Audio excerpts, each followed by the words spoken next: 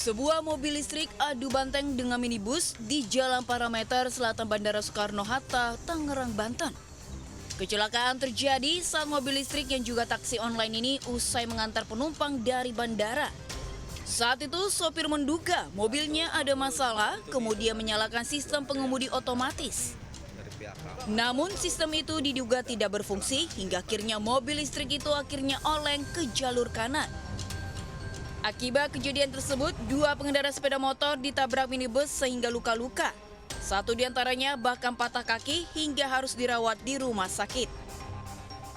Saat ini pengemudi mobil listrik masih dimintai keterangan. Tidak hanya itu, petugas juga telah melakukan tes urin untuk memastikan yang bersangkutan tidak mengkonsumsi narkoba. Dari Tangerang, Banten, Hasnugara, iNews melaporkan.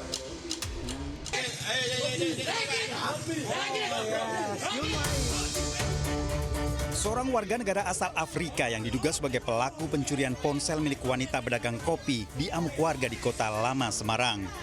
Namun ponsel telah dibuang ke tempat sampah. Warga geram dan berupaya mengeroyok, namun polisi langsung membawa pelaku ke Mapolsek Semarang Utara.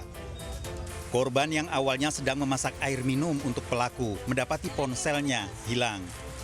Mau nyeduh airnya, orangnya terus keluar. Lah saya ngikutin keluar, kok jalannya cepet. Saya langsung ingat HP saya. HP saya kok nggak ada. Saya langsung lari, cuman bilang, mas dulu gitu. Polisi menyerahkan pelaku ke kantor imigrasi kelas khusus Semarang untuk proses lebih lanjut. Korban juga tidak melakukan pelaporan karena ponselnya telah kembali. Dari Semarang, Jawa Tengah, Doni Marendra, iNews melaporkan. Kasus pengeroyokan terhadap staf Kementerian Lingkungan Hidup dan seorang wartawan di kawasan pabrik di Serang, Banten menyeret seorang oknum anggota BRIMOB. Yang bersangkutan kini ditahan dan ditetapkan sebagai tersangka.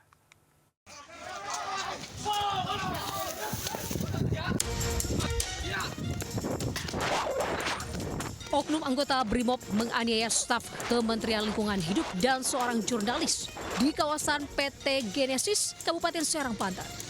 Buntut viralnya video Bribtu TG, oknum anggota BRIMOB Polda Banten, akhirnya ditetapkan sebagai tersangka atas kasus dugaan kekerasan dan penganiayaan. Oknum anggota BRIMOB ini langsung ditahan di ruang penempatan khusus Patsus Polda Banten.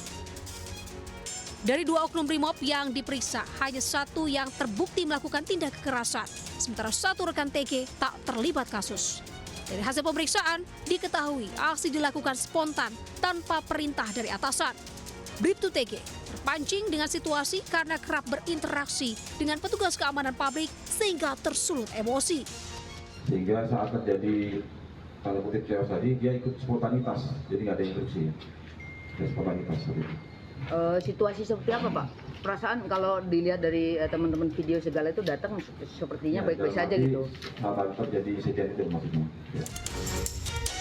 Akibat perbuatannya, Bribtu TG kini harus menghadapi proses hukum pidana sekaligus sanksi disiplin dari kesatuan.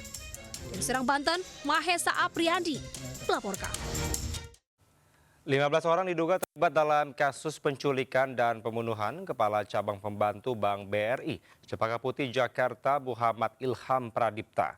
Sementara di Jepara, seorang pemuda ditangkap polisi karena membunuh pasangan kencannya.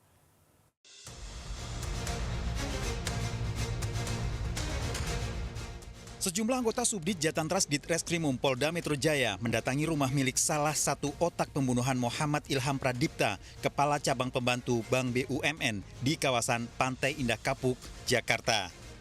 Rumah ini diketahui milik salah satu otak pelaku pembunuhan. Pelaku memiliki ide bersama dengan pelaku lain yang ditangkap di kawasan Solo, Jawa Tengah. Polisi kembali menangkap 7 pelaku dalam kasus penculikan dan pembunuhan Kepala Cabang Pembantu BRI Cempaka Putih. Para pelaku diduga sebagai aktor pembunuhan. Sampai hari ini setidaknya sudah 15 pelaku yang diamankan polisi. Polda Metro Jaya belum mengungkap detail tentang konstruksi kasusnya, termasuk motif dari penculikan dan pembunuhan ini. Hingga saat ini Polda Metro Jaya masih berupaya mendalami dan mengungkap motif pembunuhan Ilham Pradipta serta meneliti kontribusi tiap pelaku dalam kasusnya. Terhadap 15 orang ini masih terus dilakukan pendalaman. Pemeriksaan itu dilakukan secara hati-hati, mendalam, menunjukkan barang bukti, sehingga ini membutuhkan waktu.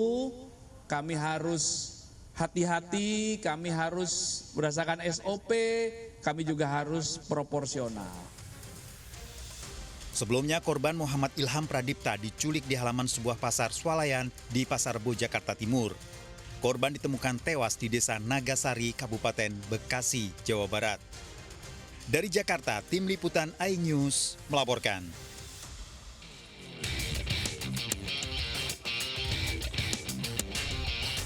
Polisi mengungkap kasus pembunuhan wanita berusia 48 tahun yang jasadnya ditemukan warga pada pertengahan Agustus silam di Jepara, Jawa Tengah. Dari hasil autopsi, korban diketahui tewas akibat kekerasan hingga cekikan di leher. Pelaku pembunuhan adalah SA, seorang pemuda berusia 25 tahun yang telah ditangkap polisi di tempat kerjanya di sebuah pabrik. Kepada polisi, pelaku mengaku memesan jasa PSK melalui aplikasi online. Dari awal, ia memang berniat tidak membayar tarif yang dipatok korban seharga Rp400.000. Pelaku akhirnya membunuh korban setelah melakukan hubungan padat. Korban tidak tidur, lalu berpura-pura untuk pelaku mendekati korban dari belakang dan mengurai rambut korban. Setelah itu langsung menyikut leher korban dan memiting leher sekitar kurang lebih 2-3 menit. Dalam kasus ini, polisi menyita barang bukti, telepon genggam, serta sepeda motor korban yang telah dijual pelaku. Untuk mempertanggungjawabkan perbuatannya, pelaku dijerat pasal berlapis dengan ancaman hukuman hingga 20 tahun penjara. Dari Jepara, Jawa Tengah, Alif Sutarto melaporkan.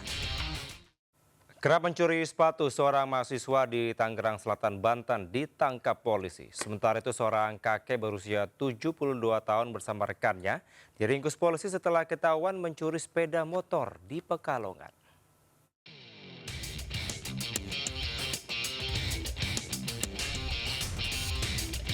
Dalam video CCTV, seorang pria memasuki rumah warga di Ciputat, Tangerang Selatan. Pelaku ini justru mencuri sejumlah sepatu yang disimpan dalam rumah ini. Dari hasil penyelidikan polisi, pelaku tak lain seorang mahasiswa di salah satu kampus swasta. Pelaku selama ini menjadi target operasinya karena banyaknya warga yang merasa kehilangan sepatu. Jadi setiap proses penangkapan pelaku atau peristiwa pidana ini kami memang secara SOP kita lakukan cek urin ya. Cek urin, air seni kita cek. Dan positif air seni yang bersangkutan mengandung obat daftar G. Tersangka terancam hukuman 5 tahun penjara. Dari Tangerang Selatan, Banten, Nunung Purnomo, iNews melaporkan.